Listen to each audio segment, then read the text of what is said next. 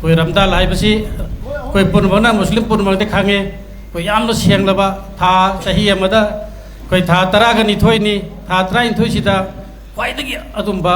हाइबा रमजान था तरामाथोइ दोल नतबदा था सिमसे कोई यामना अदुम्बा असेंबा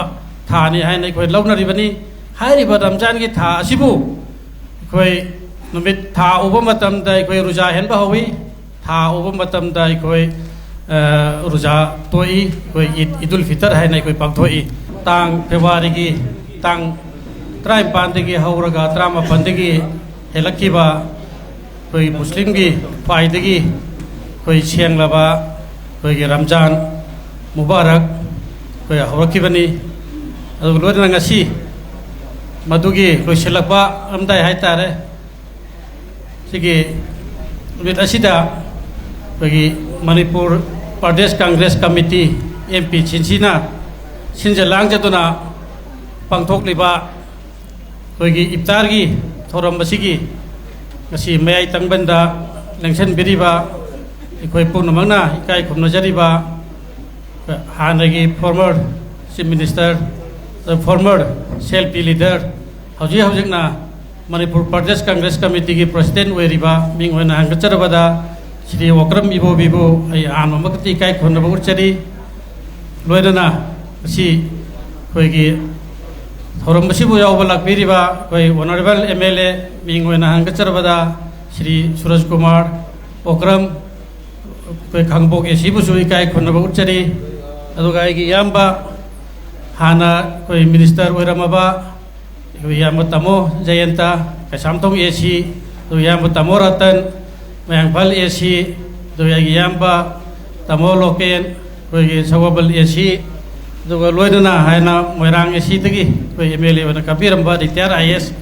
यामबा तमो शरत पुनमक कोई सुबचन जरगा दाइस इलेक्शन बिरिबा पुनमक आई सलाम गोलोन इकाई खुमनबा उच्चरी अदुगा ngasi मांग इलेक्शन बिरिबा अहल लमन सिंह इपा इपल इमा इबेल अदुगे कोई मरु मपांग कोई मरुबी अलीम सिंह हाजी सिंह अदुगा सिलिनाव सेजन सिंह कांग्रेस की केंद्र पुनमुक्ति लाकबिरिबा वाकर सिंह लीडर सिंह कोई डिस्ट्रिक्ट की अमदी ब्लॉक की प्रेसिडेंट अमदी थौपुबा पुनमक कोई सुचन जरगा आई पुनमक इकाई खुमनबा उचरी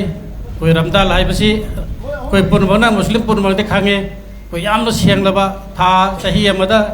कोई था तरागा निथोइनी था तराइनथोइसिदा ख्वाइदगी अदुम्बा हाइबा रमजान था तरामाथोइ दोल नतबदा था सिमसे कोई यामना अदुम्बा असेंबा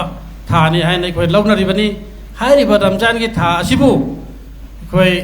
नुमित था उबा मतमदा कोई रुजा हेनबा हवी था उबा मतमदा कोई रुजा तोई कोई ईदुल फितर है कोई पांगथोई हरावबा नुंगाइबा फोंदोकपोइना अदुना हाइरिबा था सिदा कोइना तसेंगना कोई मुस्लिम पुनमकीदी मसी थमोय सेंगना मिट अमदी नाकोंग थमोय खोंग खुद यावना पुन्ना सरा हेलो हाइबने हारिबा मसी पुन्ना ngakna chatlagadi ala mapu mahakta koina nijaba haijaba punnama kokpi haiduna koi punnamakna adugumba tha janariba tha asini hariba tha asida kasi hariba MPCC ki hojik president oriba Shri Okram Ibobina ngasi ki asugumlaba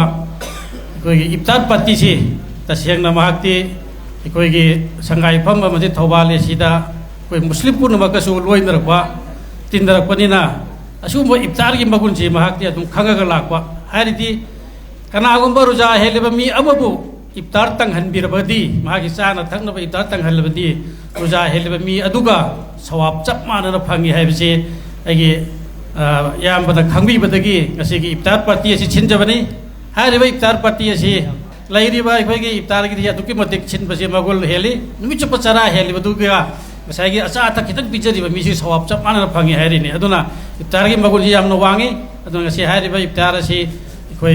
सिलगा कोई इफ्तार तंगगा चामिन थमिनरगा कोई पुन्ना मथम बसिदा नमाज सोमिनरगा लाकतोरिबा 2027 की अखोइ मसिंग यामना मसिंग सुना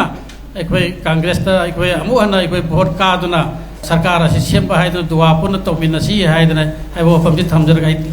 अस्सलाम वालेकुम।